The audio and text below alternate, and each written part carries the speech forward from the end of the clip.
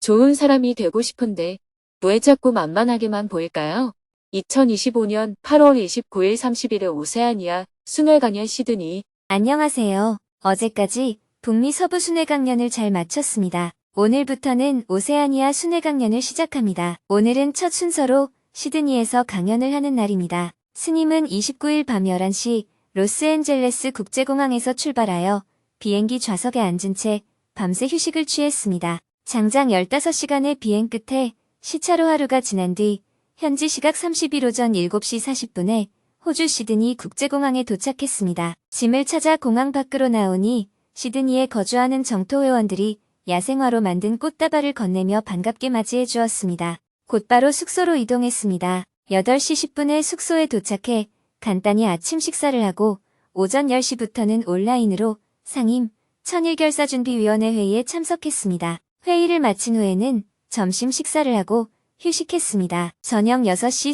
30분에 숙소를 출발하여 강연장으로 이동했습니다. 그런데 예상치 못한 일이 벌어졌습니다. 오늘 기차 운행이 중단되고 버스로 대체되면서 시내 교통이 극심하게 혼잡해진 겁니다. 강연장 바로 앞 스트라스필드역까지는 3분 거리였지만 역 입구부터 차량 진입을 막는 바람에 중간에 내려서 강연장까지 걸어서 이동했습니다. 오늘 강연이 열리는 곳은 시드니 스트라스필드에 위치한 라트비안 극장입니다. 이곳은 아담하면서도 단정한 분위기의 소극장으로 지역 사회의 다양한 문화 행사와 강연이 열리는 공간입니다. 스님이 강연장에 도착하자 곳곳에서 봉사자들이 강연 참가자들을 정성껏 맞이하고 있었습니다. 봉사자들은 한 사람이라도 더 강연해 올 수 있도록 시드니 곳곳에 강연 포스터를 열심히 붙였다고 합니다.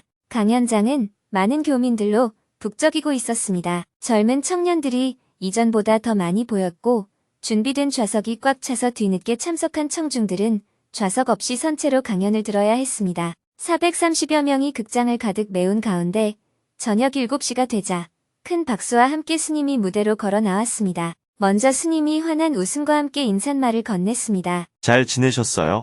한국은 올해 폭염이라고 난리인데 여기 와 보니 완전히 겨울이네요.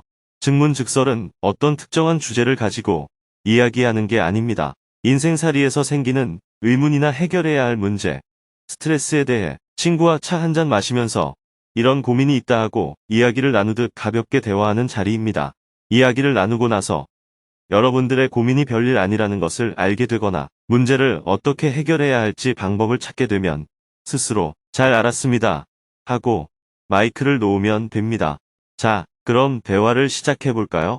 이어서 사전에 질문을 신청한 분들부터 손을 들고 스님과 대화를 나누었습니다. 2시간 동안 8명이 스님에게 질문을 할 수 있었습니다. 다양한 인생 고민과 질문들이 이어졌습니다. 그중 한 명은 좋은 사람이고 싶지만 갈등이 두려워 의견을 말하기 어렵다며 어떻게 하면 타인을 존중하면서도 스스로를 지킬 수 있을지 스님에게 조언을 구했습니다. 좋은 사람이 되고 싶은데 왜 자꾸 만만하게만 보일까요? 제 고민은 타인을 대하기가 어렵다는 것입니다. 좋은 사람으로 보이고 싶고 갈등도 일으키기 싫고 제 생각을 드러내는 것이 약간 부끄러워서 그런 것 같습니다. 사람들과 일상적인 이야기를 할 때 어떤 대화를 나눠야 상대방이 상처를 받지 않을 수 있을까 하고 생각하다 보니 말문을 열기가 어렵습니다. 말을 단호하게 하면 상대방이 상처받을까봐 눈치를 살피기 때문에 목소리에 힘이 없고 말끝을 흐리게 됩니다. 이런 배려가 적당하면 다행인데 저의 경우는 오히려 만만하게 보이는 것 같습니다. 어렵게 난 의견이 무시를 당하기도 하고 직장에서 대등한 관계인데도 지시를 받는 일도 생깁니다. 그러면 한마디 해야지 하다가도 갈등이 생길까봐 차라리 제가 그냥 상처받는 게 마음이 편합니다. 좋은 사람이고 싶고 이기적이기는 싫은데 만만해 보이기도 싫습니다. 어떤 마음으로 상대를 대해야 할까요? 질문자가 원하는 대로 되는 것은 대통령 되기보다 더 어렵습니다. 왜냐하면 질문자는 상호 모순되는 두 가지를 동시에 갖겠다고 하고 있기 때문입니다. 대통령이나 성인이 되는 것은 한 가지만 갖고 나머지를 포기하면 이룰 수가 있는데 질문자는 두 가지를 다 가지려고 하고 있기 때문에 아무리 작은 목표라도 현실에서는 실현이 불가능합니다. 인정도 받고 싶고 존중도 받고 싶은 게 모순인가요? 남으로부터 좋은 소리를 들으려면 그만한 대가를 지불해야 합니다. 우리가 주위에 그 사람은 참 좋다라고 할 때를 봅시다. 같이 식사하러 가면 밥값이든 커피값이든 돈을 내는 사람을 좋은 사람이라고 생각합니다. 캠핑하러 갔을 때는 음식을 준비해주는 사람을 좋은 사람이라고 합니다. 이렇듯 좋은 사람이라는 이야기를 들으려면 재정적인 지출을 하든지 상대를 칭찬하든지 어떤 식으로든 대가를 지불해야 합니다. 그런데 지금 질문자는 좋은 소리를 듣자니 돈이 너무 많이 드는데 돈이 안 들면서 좋은 소리를 듣는 길은 없습니까? 라고 묻는 것과 같습니다. 그런 방법은 없습니다. 좋은 소리도 듣고 존중도 받을 수 있는 중간선이 있지 않을까요? 한 번은 좋은 소리를 듣고 한 번은 욕을 들으면 됩니다. 질문자는 돈도 안 들고 욕도 안 먹는 것을 중간선이라고 생각하지만 그런 것은 중간선이 아닙니다. 때로는 욕도 얻어먹고 때로는 돈도 안 내는 것이 중간선입니다. 만약 질문자가 남으로부터 칭찬받고 싶다면 평생 남의 눈치를 보고 살아야 합니다. 왜 내가 눈치를 보고 살아야 하나? 이런 생각을 하지 말고 그렇게 살면 됩니다. 왜냐하면 본인이 칭찬받고 싶어서 그 길을 선택했기 때문입니다. 반대로 하고 싶은 말도 다 하고 돈도 적게 쓰고 싶다면 주위로부터 칭찬받을 생각을 하지 말아야 하고 가끔은 비난받을 것을 감수해야 합니다. 친구가 돈이 필요하다고 할 때 빌려주면 쟤는 친구가 어려울 때 도와주는 좋은 사람이다라며 칭찬받겠죠. 그런데 친구에게 빌려준 돈은 돌려받을 가능성이 적습니다. 그렇다고 빌려주지 않으면 쟤는 친구끼리 며칠만 빌려달라는 것도 안 빌려준다라면서 비난받기 쉽습니다. 또 비난받기 싫어서 빌려주면 소문이 나서 다른 친구들도 돈을 빌리러 옵니다. 사람의 심리가 빌려줄 만한 사람에게 더 연락하게 되어 있기 때문입니다.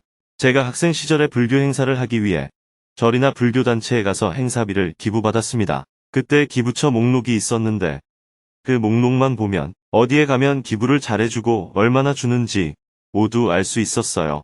그러면 매번 기부를 잘해주는 곳을 찾아가게 돼요. 반면에 두세 번 가도 거절한 곳은 목록에서 지웁니다.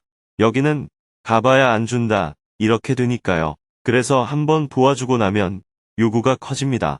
세상사가 그래요.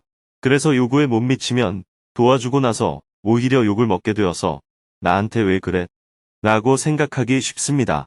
인도에 가보면 이런 심리작용을 더 잘 이해할 수 있습니다. 인도 여행을 가면 아이들이 따라다니며 박시시, 박시시 하면서 구걸합니다. 그럴 때 한 사람은 돈을 주고 한 사람은 돈을 주지 않는다면 아이들은 돈 준 사람을 계속 따라다닙니다. 그러면 돈을 준 사람은 쟤한테도 달라고 하지. 왜 나만 따라다니나? 이렇게 생각하지만 사람의 마음이 그렇지 않은 겁니다. 질문자도 사람들의 눈치를 덜 보며 살고 싶다면 칭찬은 물론이고 비난도 받아들인다는 관점을 갖고 살면 됩니다. 쉽게 말하면 욕 좀 먹고 살면 된다라고 생각해야 합니다. 누가 돈을 빌려달라고 하면 돈을 빌려주고 좋은 소리를 듣거나 돈을 안 빌려주고 싫은 소리를 좀 들으면 됩니다. 그런데 질문자는 지금 돈도 잃지 않고 욕도 먹지 않을 적당한 방법은 없을까 하면서 머리를 굴리시는 것 같아요. 간단히 풀릴 문제 같지만 사실 그런 방법은 없습니다. 물론 상황마다 적절히 다르게 대응하는 것은 가능합니다. 어떤 사람에게는 돈을 빌려주고 비난을 피하고 어떤 사람에게는 돈을 빌려주지 않고 비난을 감수하는 겁니다. 그런데 돈도 적게 잃고 욕도 먹지 않으려면 어느 정도 빌려주면 될까 하는 요구에는 적당한 방법이 없습니다. 사람마다 요구가 다 다르기 때문입니다. 그래서 질문자는 우선 어떻게 살지 선택하셔야 합니다. 지금까지는 칭찬받으려고 착하게 살아왔으니까 그냥 그대로 살아갈 건지 아니면 사람들의 비난을 좀 감수하더라도 눈치 안 보고 살아갈 건지 정하셔야 해요. 제가 보기에 질문자는 갑자기 사람들의 비난을 감수하며 살긴 어려울 것 같아요. 설령 회사에서 할 말이 있어서 그냥 해버렸다면 싫은 소리를 해도 그걸 나쁘게 받아들이지 말아야 합니다. 사람은 원래 직원을 듣고 기분이 나쁘면 싫은 소리를 하는 거야. 이렇게 생각하셔야 합니다. 제가 굶주리는 북한 주민들을 도울 때도 비난하는 사람들이 많았습니다. 심지어 그렇게 북한 주민들을 돕고 싶으면 아예 북한에 가버려라. 이렇게 비난한 분도 계셨습니다. 최근 대통령 개헌 문제라든지 한국의 사회적인 문제에 대해 견해를 얘기할 때도 승려가 정치를 한다라면서 비난하는 사람들이 많습니다. 하지만 사람마다 다 자기 관점으로 세상을 보기 때문에 비난은 피할 수 없는 일입니다. 제가 아무리 사람들을 배려하며 사실을 얘기해도 사람마다 다르게 들을 수밖에 없습니다. 그래서 우리는 세상을 살면서 어느 정도 비난을 감수하며 살아가야 합니다. 성경에 보면 예수님도 당시 사회에서 존경만 받았나요? 아닙니다. 당시 사회의 기득권층에게서 비난받는 정도가 아니라 십자가에 못 박아 죽일 흉악범으로 몰렸습니다. 부처님은 어땠을까요? 예수님만큼은 아니지만 사회적으로 엄청난 비난을 받으셨습니다. 그런 부처님이나 예수님보다 질문자는 더 훌륭한 사람인가요? 그건 굉장한 욕심입니다. 세상을 살면 어느 정도 욕을 먹을 수밖에 없습니다. 꼭 나쁜 일을 해야 그런 게 아니라 사람마다 생각이나 관점이 달라서 그렇습니다. 좋은 일도 누군가에게는 나쁘게 보일 수 있기 때문입니다. 감사합니다. 이대로 착하게 살면서 가끔 할 말도 하고 욕먹을 각오도 하겠습니다. 착하게 살면서 할 말도 하시겠다고요? 그건 맞지 않아요. 상황마다 다르게 행동해도 된다고 하셔서요. 할 말을 하면서 대충 살겠습니다. 이렇게 관점을 가져야 합니다. 그래야 자유로울 수 있습니다. 네, 대충 살겠습니다. 계속해서 질문들이 이어졌습니다. 직장 동료가 거짓말을 하고도 상사로부터 사랑을 받는데 저는 솔직함에도 불구하고 미움을 받습니다. 왜 이런 결과가 생기는 걸까요? 직장 생활 초반에 상사와의 관계가 힘들었습니다. 상사가 나의 공을 다 가져가는 것이 부당하게 느껴집니다. 사람의 운명은 정해져 있는 건가요? 정해져 있지 않은 건가요? 사촌 동생과 이모의 다툼 사이에서 제가 어떻게 해야 할지 곤란한 상황입니다. 사촌 동생이 지적 장애인과 교제를 하고 있는데 이에 대해 이모는 반대를 하고 있습니다. 가정폭력을 일삼고 외도를 해서 상처를 준 아버지와 의절을 했습니다. 지금이라도 아버지를 용서해야 돌아가신 후 후회를 하지 않을까요? 저는 다른 사람의 성공을 진심으로 축하해주지 못하고 다른 사람의 인생을 따라하는 경우가 많습니다. 어떻게 살아야 할까요? 아내가 이전과 비교해서 성격이 강해지고 있습니다. 반면에 저는 더 약해지고 감성적이 되어서 힘듭니다. 대화가 무르익을 무렵 한 질문자는 부정적인 생각을 너무 늦게 알아차려 늘 고민이라며 어떻게 하면 더 빨리 알아차릴 수 있을지 물었습니다. 부정적인 생각을 더 빨리 알아차리려면 어떻게 해야 할까요? 알아차림을 어떻게 하면 좀 빨리 할 수 있을까요? 부정적인 생각이 꼬리에 꼬리를 물다가 한참 뒤에야 내가 부정적인 생각을 하고 있구나 하고 알아차릴 때가 있습니다. 그 타이밍이 굉장히 늦어 늘 고민이 됩니다. 좀 빨리 알아차릴 수 있다면 부정적인 생각과 그로 인한 언행도 줄일 수 있겠다는 생각이 듭니다. 알아차림은 즉시 일어나는 것이지 늦게 알게 되는 것은 알아차림이 아닙니다. 그래서 알아차림을 어떻게 빨리 할 수 있느냐는 질문은 맞지 않아요. 알아차림은 찰나에 일어납니다. 지금 기분이 나쁘면 나쁘구나, 넘어지면 넘어졌구나, 눈물이 나면 슬프구나 하고 바로 아는 것이 알아차림입니다. 그렇기 때문에 알아차림을 빨리 한다라는 말은 성립하지 않습니다.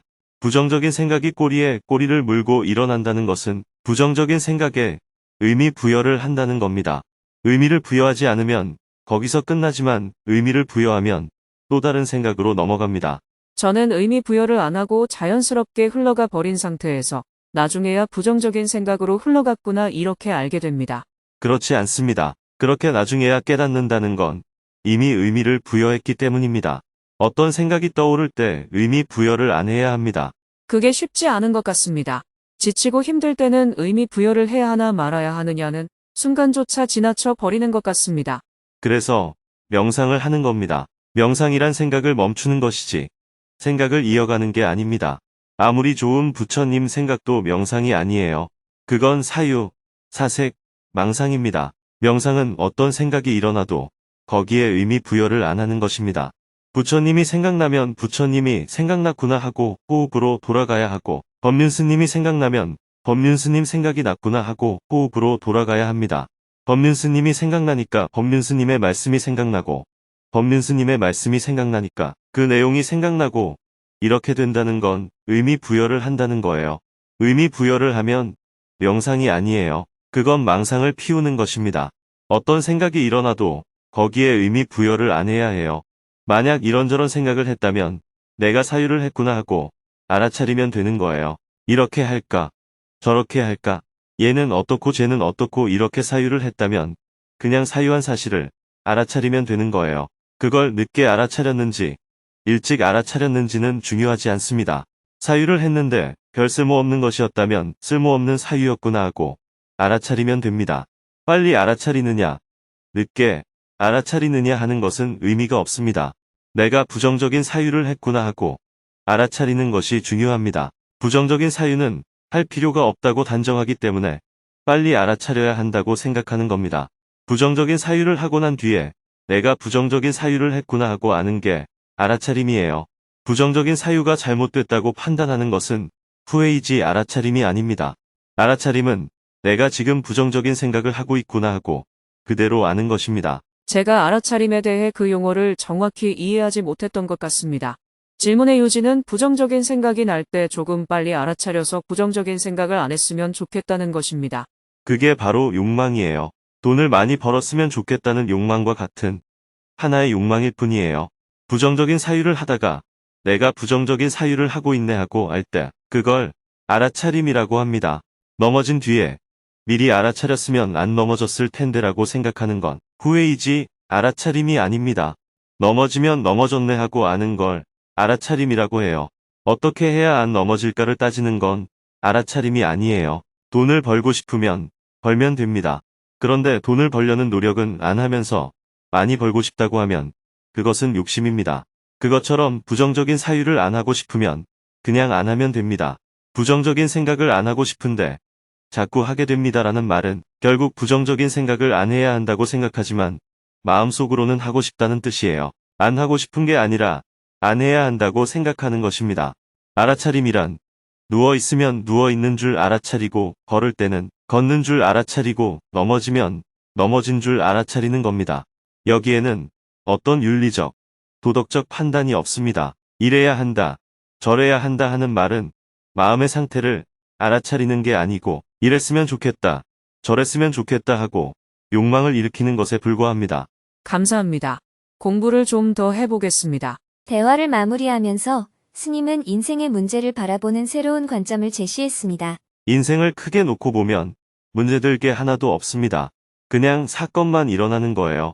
태어나고 죽는 문제도 지구적인 차원에서 보면 별일 아니에요. 그냥 바다에 파도가 일어났다 사라지는 것과 같습니다.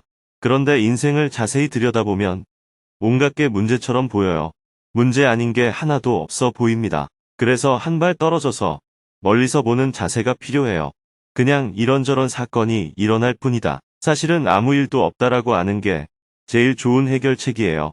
이걸 불교 용어로는 공이라고 합니다. 여러분은 문제를 해결하는 게 최고의 길이라고 생각하지만 이보다 더 좋은 길은 아무 문제도 없구나, 별일 아니네라고 아는 겁니다. 물론 지혜롭게 문제를 풀 수 있는 길도 있습니다.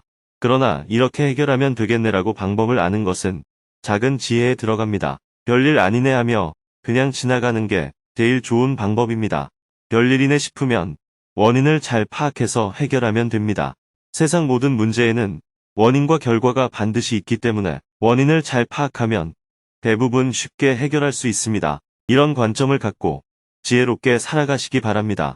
강연을 마치고 공연장 로비에서 책 사인회가 열렸습니다. 많은 참석자들이 스님의 얼굴을 가까이에서 보고 사인을 받기 위해 길게 줄을 서서 차례를 기다렸습니다. 스님, 오늘 강의 잘 들었습니다. 증문즉설 듣고 정말 많이 행복해졌습니다. 사인을 받는 사람들 대부분이 스님에게 감사의 마음을 전했습니다. 책 사인회가 끝나고 무대 위에서 강연을 준비해준 봉사자들과 기념사진을 찍었습니다. 강연을 총괄한 김수희님에게는 책을 선물했습니다. 봉사자들에게 감사의 마음을 전한 후 스님은 숙소로 향했습니다. 봉사자들은 묘덕 법사님과 함께 마음 나누기를 한 후 강연장 뒷정리를 했습니다. 내성적인 성격이라 먼저 오신 분들을 앞쪽에 앉도록 안내하는 게 어려웠지만 좋은 도반들과 함께해서 좋았어요. 강연장 로비에서 접수를 맡았는데 추운 날씨에도 바깥에서 안내하던 분들께 감사한 마음이 들었어요. 청중들의 웃음소리만 들어도 행복했어요. 저는 오늘 외부 안내를 맡았습니다. 태어나서 이렇게 많은 사람에게 인사를 한 건 처음인 것 같아요. 12년 전 처음 스님을 뵀을 때의 빛나던 얼굴이 아직도 기억에 서네요. 스님은 밤 10시가 넘어서 숙소에 도착한 후 하루 일과를 마무리했습니다. 내일은 오전에 비행기를 타고 시드니 공항을 출발하여 뉴질랜드 오클랜드 공항으로 이동한 후 오후에는 뉴질랜드에 사는 한국 교민들을 위해 증문즉설 강연을 할 예정입니다.